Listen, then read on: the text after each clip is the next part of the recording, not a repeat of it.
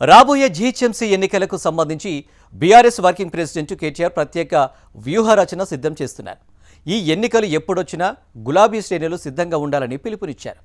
మాటల్లోనే కాదు చేతల్లోనూ కేటీఆర్ దూకుడు మీద ఉన్నారట. అందులో భాగంగానే పార్టీ క్యాడర్ను క్షేత్రస్థాయిలో సన్నద్ధం చేస్తున్నారట. ఎన్నికలకు ముందుగానే ప్రజలతో అనుబంధాన్ని బలోపేతం చేసుకోవాలని సూచించారు. హైదరాబాద్ జిల్లాలో ఓటర్ల జాబితా సవరణపై ప్రత్యేక దృష్టి పెట్టాలని ఆదేశించారు. దొంగ ఓట్లు, డబుల్ ఓట్లను గుర్తించి తొలగించే బాధ్యతలను సీనియర్లకు అప్పగించారు. అంతేకాక అధికార పక్షంపై సవాళ్ల పర్వానికి దిగుతూ గులాబీ దళాన్ని ఉత్సాహపరుస్తున్నారు.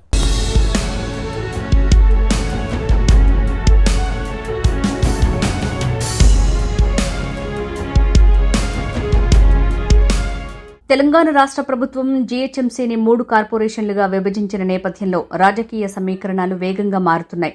GHMC, Malkajgiri municipal corporation, Cyberabad municipal కార్పొరేషన్లుగా విభజన చేశారు.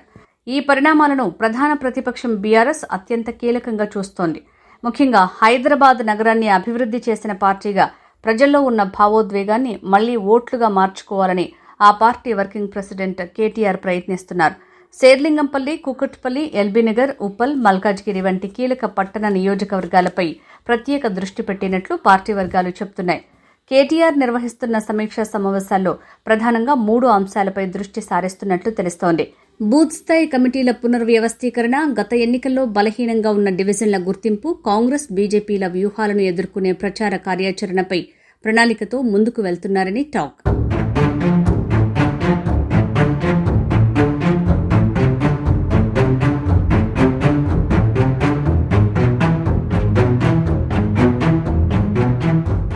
ఇటీవల జరిగిన మున్సిపల్ ఎన్నికల ఫలితాలు బీఆర్ఎస్కు మళ్లీ ఉత్సాహాన్ని ఇచ్చాయని పార్టీ నాయకత్వం భావిస్తోంది.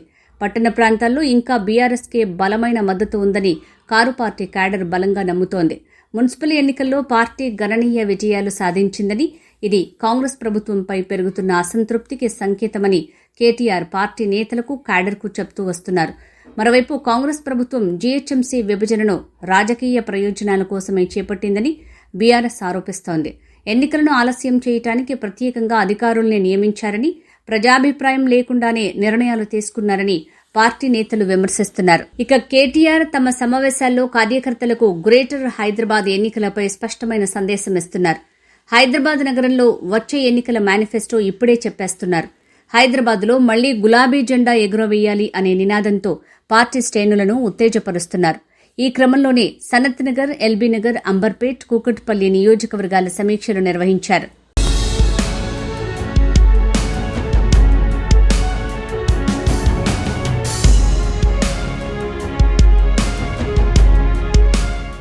బీఆర్ఎస్ నాయకులు అంతర్గతంగా కూడా గ్రేటర్ ఎన్నికలను 2028 అసెంబ్లీ ఎన్నికలకు సెమీఫైనల్గా భావిస్తున్నారు. హైదరాబాద్లో గెలిస్తే రాష్ట్ర వ్యాప్తంగా రాజకీయంగా మళ్లీ బలపడతామనే అంచనాలు బీఆర్ఎస్ ఉంది.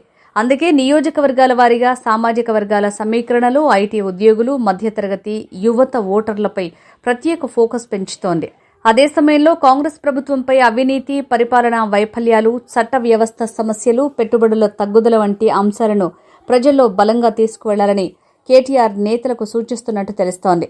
రాజకీయ విశ్లేషకుల అభిప్రాయం ప్రకారం గ్రేటర్ హైదరాబాద్ ఎన్నికలు కేవలం స్థానిక సంస్థల ఎన్నికలు మాత్రమే కాకుండా తెలంగాణ రాజకీయాల భవిష్యత్తు దిశను నిర్ణయించే పోరాటంగా మారనున్నాయి. బీఆర్ఎస్, కాంగ్రెస్, బీజేపీ మధ్య త్రిముఖ పోటీ నెలకొనే అవకాశాలు కనిపిస్తున్నప్పటికీ పట్టణ ఓటర్ల తీర్పు ఎటువైపు మొగ్గుతుంది అన్నది ఆసక్తికరంగా మారింది. గత ఎన్నికల్లో హైదరాబాద్ నగరం బీఆర్ఎస్కు కంచుకోటుగా ఉంది. ఇప్పుడు కూడా హైదరాబాద్ నగరంలో పాగా వేయాలనే భావిస్తోందట గులాబీ పార్టీ అధినాయకత్వం. ట్రై కార్పొరేషన్ ఎన్నికల్లో కారు పార్టీ నేతల వ్యూహరచన ఏ మేరకు ఫలిస్తుందో చూడాలి.